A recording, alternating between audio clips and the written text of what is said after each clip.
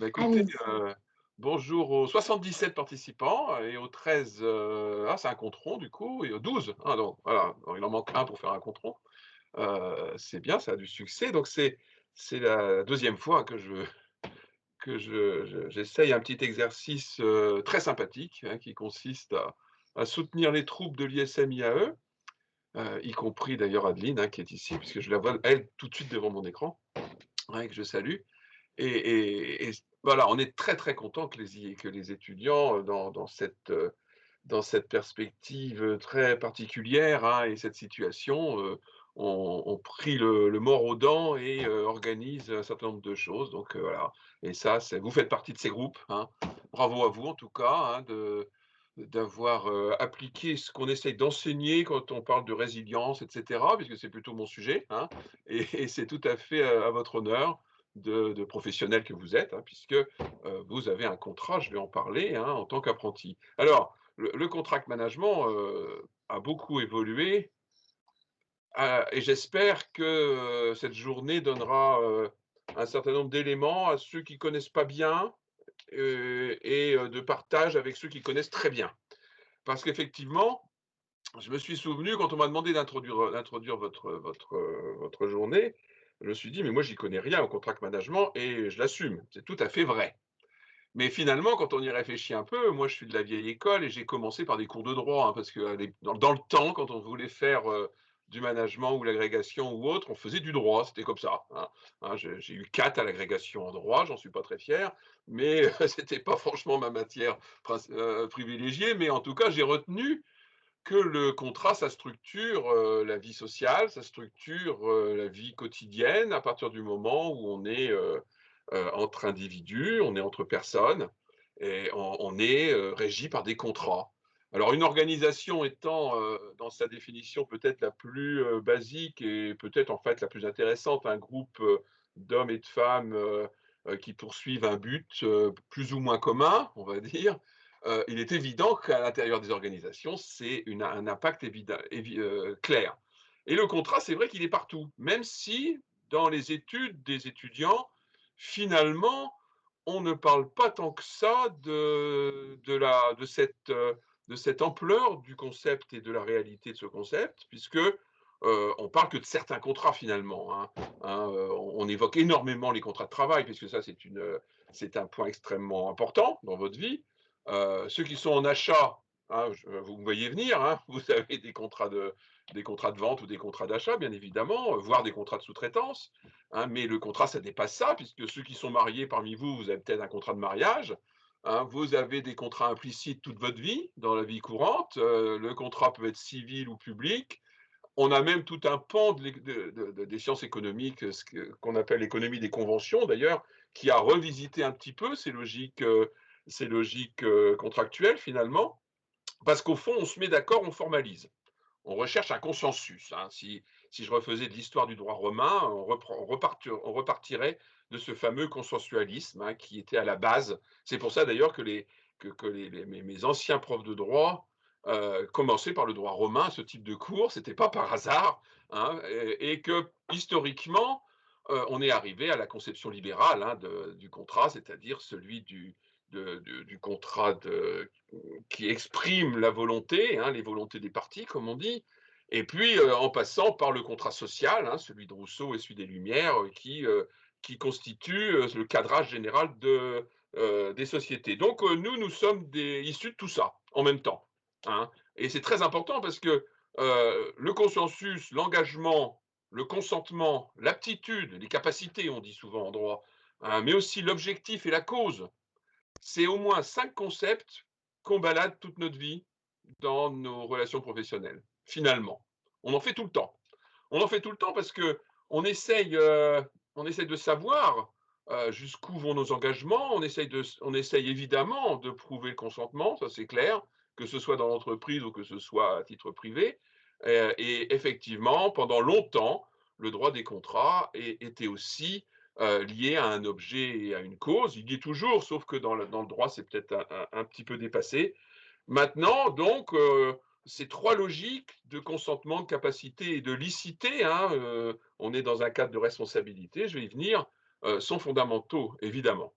Alors bon, c'est donc extrêmement important, ça n'importe qui dirait pas autre chose et comme nous sommes dans une démarche, nous, à l'ISM de vous le savez bien, puisqu'on assume ce slogan, qui date de sa création en 2010, hein, j'étais pas là moi, de management responsable et intégré, il est évident qu'on va donc aborder cette question d'une façon responsable et intégrée. Comme d'ailleurs toutes les autres questions qu'on essaie d'aborder. C'est-à-dire que moi, je me méfie beaucoup, depuis très longtemps, j'ai envie de dire depuis tout jeune, du fonctionnalisme un peu outrancier de la formation. Et il me semble très important d'avoir au contraire une démarche d'intégration, de logique, très différentes les unes des autres quand on fait du management. Bah, parce qu'on a affaire à des personnes, on a affaire à des relations interpersonnelles et effectivement, c'est tout à fait important. Donc du coup, les présentations un peu trop techniques, ça me rebute toujours.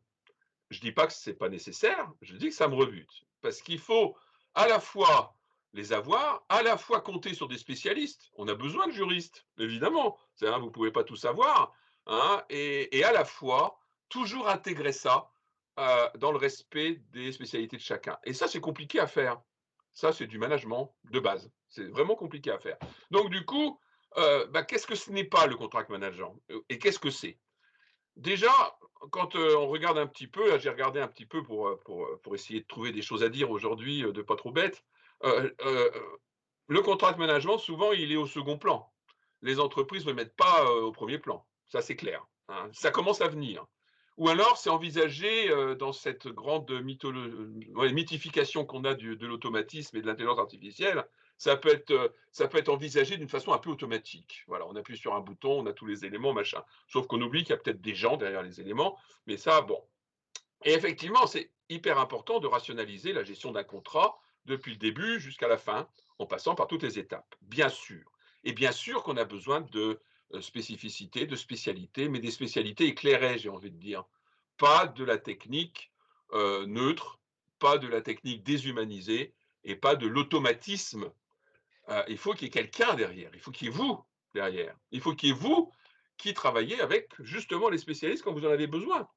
Parce qu'il est évident que dans certains cas, on va avoir, tiens, tout est parti là, on va avoir justement besoin d'un certain nombre d'éléments, surtout si vous travaillez dans l'international, par exemple, hein. Dans l'international, moi, j'ai été, j'ai eu une partie de ma vie où j'ai travaillé pour l'Europe et effectivement, j'avais besoin de juristes pour un certain nombre de contrats, c'est normal, hein. D'ailleurs, on parlait pas de contract management à cette époque-là, mais c'est ce qu'on faisait, hein, puisque on travaillait comme ça. Donc, du coup, c'est hyper important, c'est une question d'organisation, c'est une question de rigueur, c'est une question de transparence aussi, c'est pas un gros mot, la transparence, de respect de l'éthique. Je reviens au mot responsabilité maintenant, vous voyez, hein, intégrer responsabilité. Alors, du coup, un contract manager, c'est pour moi, c'est pas un juriste, même s'il peut être juriste. Vous voyez la nuance.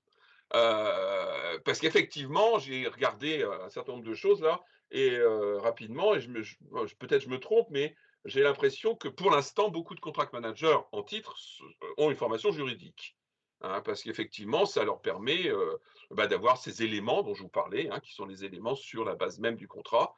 C'est pour autant, ça va sûrement évoluer. Alors, je ne sais pas ce que la journée nous apportera avec les spécialistes, mais moi, j'espérerais que ça évolue dans le sens d'un organisateur, dans le sens justement d'une recherche d'expertise, mais pas forcément d'une expertise unique sur un champ donné, une expertise beaucoup plus générale et beaucoup plus organisatrice en fin de compte, puisque c'est de ça dont il s'agit, hein, évidemment. Parce qu'il faut se focaliser sur l'activité, il faut se focaliser sur les objectifs, il faut se focaliser sur le pourquoi est-ce qu'on a des contrats. C'est bien plus intéressant que de se focaliser sur le contrat lui-même. Le contrat n'est pas là pour lui-même, il est là pour un objectif. Et c'est pour ça que je vous ai rappelé le droit ancien, puisque avant la dernière réforme, là, c'est un article, je ne sais plus quel article, j'apprenais ça par cœur dans le temps, qui définit le contrat. Ben, on s'intéressait à l'objet et à la cause dans le temps. Il fallait donner l'objet et la cause. Bon, ça, maintenant, c'est un peu dépassé, mais il faut y revenir dans les entreprises, parce que c'est ça qui sert à quelque chose. Quel est finalement l'objet et la cause de tout ça? Gilles? Oui, je Oui, c'est finis. Gilles. On m'a donné le rôle Je termine, la je brigade conclue et je du termine. temps et on m'a laissé entendre que nos super 4 premiers intervenants frappaient à la porte virtuelle et on OK. m'a dit Mais par contre, Je termine. Donc, c'est du coup, je parfait. termine simplement pour dire bravo pour l'initiative. Vous voyez où je veux en venir. La globalité, la globalisation et l'intégration sont pour moi les points essentiels. D'avoir une vision globale des choses et intégrée, et d'être en capacité de l'organiser en ayant recours justement aux spécialistes. Peut-être je me plante complètement, mais j'espère que dans la journée, les spécialistes vont pouvoir donner des éléments à ce type de logique, hein. Donc, bravo, et espérons que ça suscitera des vocations, et justement, ça incitera certains d'entre vous et certains des invités et des participants à ne pas s'auto-censurer quand ils ont envie d'aller vers une fonction quelconque dans une entreprise, notamment ce type de fonction d'organisation. Merci encore, et bonne journée à vous.